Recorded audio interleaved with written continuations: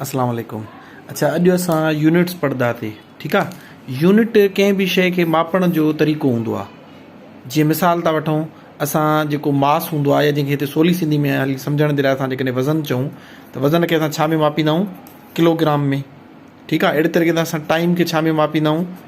Minute में, या वरी सेकेंड में, या वरी आवर्स में, यानी कि कलाकनि में। ठीकु आहे। ईअं हर शइ खे, जीअं कपिड़ो असां छा में मापींदा आहियूं? जॾहिं मार्केट मां कपिड़ो वठणु वेंदा आहियूं मीटर में या वाल में असांखे जेको आहे मिलंदो आहे। सो ईअं हर शइ खे मापण जे लाइ हिकिड़ो यूनिट हूंदो आहे। यूनिट जो मतिलबु हूंदो आहे स्टैंडर्ड हिकिड़ो ठहियलु आहे, उन सां ॿियो सभु कंपेयर कंदा आहियूं।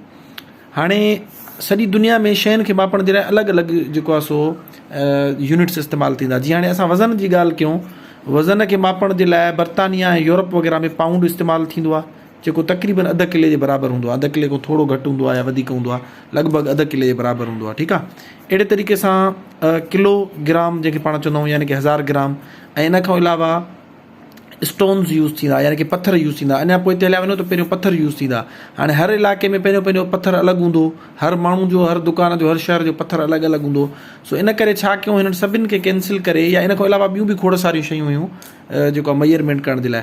पोइ उन्हनि छा कयो, हर शइ खे मापण जे लाइ हिकिड़ो स्टैंडर्ड यूनिट ठाहे छॾियऊं। इहो कंहिं ठाहियो? इनखे चइबो आहे SI यूनिट्स। ठीकु आहे। SI सां छा थींदो? सिस्टम इंटरनेशनल, यानी कि हिकिड़ो इंटरनेशनल सिस्टम ठाहे छॾियऊं।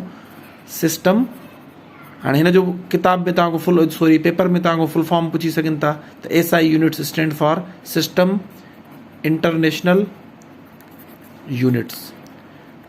हाणे जेके हिन सां जेको हिन स्टैंडर्ड ठाहियो, हाणे सॼी दुनिया उन्हनि सां माप कंदी आहे। हाणे हिन सिस्टम इंटरनेशनल में बेसिकली 7 जेके आहिनि उहे बेसिक यूनिट्स आहिनि। 1 2 3।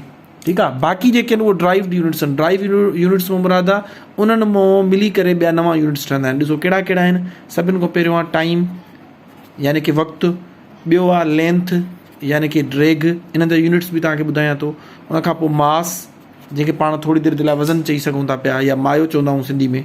ठीकु आहे। हाणे टाइम खे छा में मापियो वेंदो आहे? सेकंड्स में। हाणे ॾिसो, टाइम जो यूनिट मिंट बि आहे, कलाक बि आहे। ठीकु आहे। साल बि जेको आहे टाइम जो यूनिट आहे। ॿिया खोड़ सारा यूनिट आहिनि, पर जेको स्टैंडर्ड उन्हनि यूनिट ठाहियो उहो छा में ठाहियो? सेकेंड में ठाहियो। हाणे सेकेंड खां नंढा यूनिट बि आहिनि, जीअं मिली सेकेंड, माइक्रो सेकेंड, पर स्टैंडर्ड इंटरनेशनल यूनिट्स में इन जो टाइम जो जेको यूनिट आहे उहो छा आहे? सेकेंड आहे। ठीकु आहे। इन खां वॾा ऐं नंढा यूनिट्स आहिनि, माइक्रो सेकेंड्स, मिली सेकेंड्स, मिनट्स, आवर्स, डेज़ वग़ैरह। लेंथ जेका आहे उहा हमेशह मीटर में माप कई वेंदी आहे। इंटरनेशनल स्टैंडर्ड मुताबिक़ जेका लेंथ आहे उहा हमेशह छा में माप कई वेंदी? मीटर में। हाणे ॾिसो, ड्रैग खे मापण जा खोड़ सारा तरीक़ा आहिनि, जीअं फुट, जीअं इंच, जीअं मीटर। ठीकु आहे। जीअं जेको वाल चवंदा आहियूं, या जंहिंखे यार्ड चयो वेंदो आहे इंग्लिश में, ईअं खोड़ सारियूं शयूं आहिनि। पर उन्हनि स्टैंडर्ड छा खे ठाहियो? मीटर खे। इनखे एम सां शो कयो वेंदो आहे। अहिड़े तरीक़े सां मास खे, यानी कि वज़न खे मापण जूं खोड़ सारियूं शयूं आहिनि। वेट में ऐं मास में फ़र्क़ु हूंदो आहे। थोरी देरि जे लाइ असां उनखे साॻियो सम्झूं था पिया, तव्हांजी ईज़ी अंडरस्टैंडिंग डेवलप करण जे लाइ। ठीकु आहे। हाणे इन जो जेको स्टैंडर्ड यूनिट आहे उहो आहे किलोग्राम। हाणे ग्राम इन खां नंढो यूनिट आहे, पर स्टैंडर्ड उन रखियो आहे किलो में, जेके पाण सवली सिंधी में चवंदा आहियूं 1 किलो खंडु, 2 किलो खंडु, इहो हूंदो आहे किलोग्राम। अच्छा, इनखे केजी सां शो कयो वेंदो आहे। 3 इहो थी वियूं। चौथे नंबर ते अमाउंट ऑफ सब्सटेंस। हाणे अमाउंट ऑफ सब्सटेंस जो मतिलबु आहे, सब्सटेंस जो मतिलबु हूंदो आहे का बि शइ, उनजो केतिरो अमाउंट। हाणे उहो कीअं मापियो वेंदो आहे? अमाउंट ऑफ सब्सटेंस उहो मोल में मापियो वेंदो आहे। ठीकु आहे। जेके MOL ऐं शो उनखे कंहिंसां कबो आहे? MOL। हे उन्हनि जूं सिम्बल्स आहिनि, यानी कि निशानियूं। हे S माना सेकेंड, M माना मीटर, KG माना किलोग्राम, ऐं MOL जो मतिलबु आहे मोल। उनखां पोइ 5 नंबर ते आहे टेम्परेचर, यानी कि जेका गर्मी हूंदी आहे, हीट हूंदी आहे, उनजो टेम्परेचर माप कयो वेंदो आहे न। जीअं चवंदा आहियूं जेकमबाद में एतिरी गर्मी पई, सखर में एतिरी गर्मी पई, या जेको बर्फ़ आहे उहा जीअं 0 डिग्री ते ठहंदी आहे, लोह केतिरे टेम्परेचर ते पिघरंदो आहे। ईअं जेको टेम्परेचर आहे उनखे ॾिसो, उनखे मापण जा खोड़ सारा तरीक़ा आहिनि। तव्हां ॾिठो हूंदो आमतौर ते जेको राइज आहे उहो सेल्सियस आहे, पर इहो स्टैंडर्ड इंटरनेशनल यूनिट न आहे। तव्हांखे पेपर में ईअं बुलाए सघनि था पिया त temperature is measured in international units. हेठां सेल्सियस डिग्री ॾींदा, जंहिंखे डिग्री C चइबो आहे, छो बि आमतौर ते इस्तेमालु थींदो आहे। त जेके पढ़ियल न हूंदो आमतौर ते हिनखे टिक करे वेंदा, इहो ग़लति आहे। हाणे हिनखे मापियो वेंदो आहे केल्विन में। ठीकु आहे। फ़ारेनहाइट बि हिन जो यूनिट आहे। जीअं तव्हां थर्मामीटर ॾिसंदो जेको बुख़ार चेक करण जे लाइ डॉक्टर जेको मुंहं में रखंदा आहिनि उनखे चइबो आहे थर्मामीटर। उनजे अंदरि तव्हां ॾिसंदो त उहो बि गर्मी माप कंदो आहे, पर उनजे अंदरि जेको टेम्परेचर हूंदो आहे उहो एफ यानी कि फ़ारेनहाइट में हूंदो आहे। पर हिन जो जेको इंटरनेशनल स्टैंडर्ड यूनिट आहे उहो छा आहे केल्विन, जंहिंखे छा सां शो कयो वेंदो आहे के सां, वॾी कैपिटल के सां शो कयो वेंदो आहे।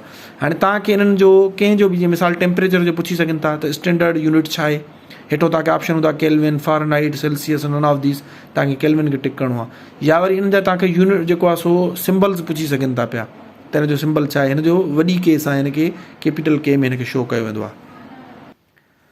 अच्छा, उन खां पोइ जेके आहिनि सो ॿ जेके असांजा यूनिट आहिनि उन में इलेक्ट्रिक करंट, यानी जेको करंट हूंदो आहे उनजी माप त केतिरो करंट पास थियो छा में थींदो आहे एम्पेयर में।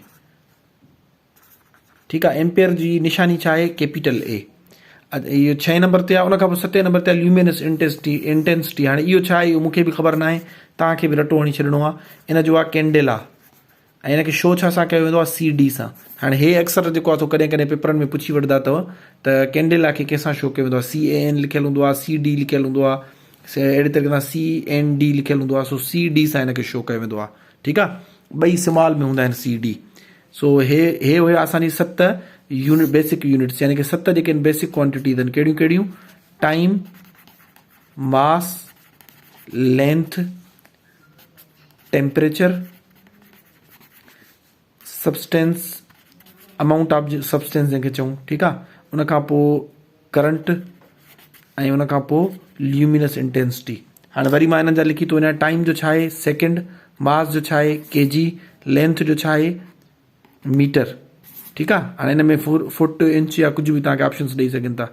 टेम्परेचर जो छा आहे केल्विन, सब्सटेंस छा में मेजर कयो वेंदो आहे मोल में। ठीकु आहे, ऐं उन खां पोइ करंट छा में माप कयो वेंदो आहे एम्पेयर में, जंहिंखे ए सां शो कयो वेंदो आहे कैपिटल ए सां। ऐं उन खां पोइ ल्यूमिनस इंटेंसिटी जंहिंजो यूनिट आहे कैंडेला ऐं CD सां शो कयो वेंदो आहे। हे तव्हांखे यादि रखणा आहिनि। हाणे हे छा आहिनि, हे बेसिक यूनिट्स आहिनि। ठीकु आहे, हाणे ॿिया जेके हूंदा आहिनि उहे हूंदा आहिनि ड्राइव्ड यूनिट्स। हाणे जीअं ड्राइव्ड जो मतिलबु हूंदो आहे अख़ज़ कयल, जीअं हिकिड़ी शइ मां ॿी का शइ कढी वठिजे, हिननि मां ॿियूं शयूं ठाही वेयूं आहिनि। जीअं हाणे तव्हांखे मां चवां स्पीड तव्हांखे मां पढ़ायो आहे, हिन जो यूनिट आहे मीटर पर सेकेंड। हाणे तव्हां ॾिसी सघो था पिया त इन मां हे 2 शयूं खयूं आहिनि, मीटर हितां खयो वियो आहे लेंथ मां ऐं सेकेंड हितां खयो वियो आहे टाइम मां। इन्हनि ॿिनि मां मिलाए करे छा जी यूनिट ठही वियो स्पीड जो। स्पीड जो पंहिंजो यूनिट न आहे, ॿिनि शयुनि मां मिली करे ठहियो आहे। इन करे पाण हिनखे छा चवंदा आहियूं ड्राइव्ड यूनिट्स। जेको कंहिं ॿिए मां या हिननि 8 मां 7 मां मिली करे जेको ॿियो को यूनिट ठहियो हूंदो, भली इन्हनि जा जेके नंढा यूनिट्स आहिनि उहे बि ड्राइव्ड यूनिट्स में लिखिया वेंदा। ठीकु आहे, जीअं हाणे मिसाल वठूं था पिया वॉल्यूम बि तव्हांखे मां सम्झायां थो, लेंथ विड्थ वग़ैरह वॉल्यूम छा हूंदो आहे। हाणे वॉल्यूम खे चइबो आहे मिक़दार। हाणे मिक़दार जो यूनिट आहे मीटर क्यूब। हालांकि मीटर जेको आहे लेंथ जो आहे, पर मीटर क्यूब 3 दफ़ा मीटर ज़रब थींदो त पोइ मीटर क्यूब ठहंदो। हाणे इहो छा आहे ड्राइव्ड यूनिट्स आहे। पेपर में तव्हांखां कीअं पुछी सघनि था, हेठि तव्हांखे ॾींदा which of the following is a derived unit. ठीकु आहे, मिसाल 3 हितां खयल हूंदा, टाइम खयल हूंदो, लेंथ खयल हूंदी, टेम्परेचर, चौथों हुननि सां गॾु वॉल्यूम रखी छॾंदा। तव्हांखे चवंदा त ॿुधायो त हिननि मां कहिड़ो ड्राइव्ड यूनिट आहे। ठीकु आहे, सो तव्हांखे स्टैंडर्ड इंटरनेशनल यूनिट्स बेसिक जेके आहिनि उहे बि पढ़ाया ऐं ड्राइव्ड यूनिट्स हिननि 7 खां अलावा बाक़ी जेके बि आहिनि। जीअं असां फोर्स पढ़ी आयासीं, फोर्स में तव्हांखे मां पढ़ायमि त हिन जो यूनिट जेको आहे उहो न्यूटन आहे। हाणे न्यूटन जेको आहे सो जेको बेसिक यूनिट न आहे सिस्टम इंटरनेशनल में, इहो ड्राइव्ड यूनिट आहे। छाजे करे ॾिसो कंहिं मां ठहियो आहे, तव्हांखे जीअं फोर्स जो असां फार्मूलो लिखूं इहो हुयो M/A। हाणे M जो छा हुयो किलोग्राम ऐं A जो छा हुयो मीटर पर सेकेंड स्क्वायर।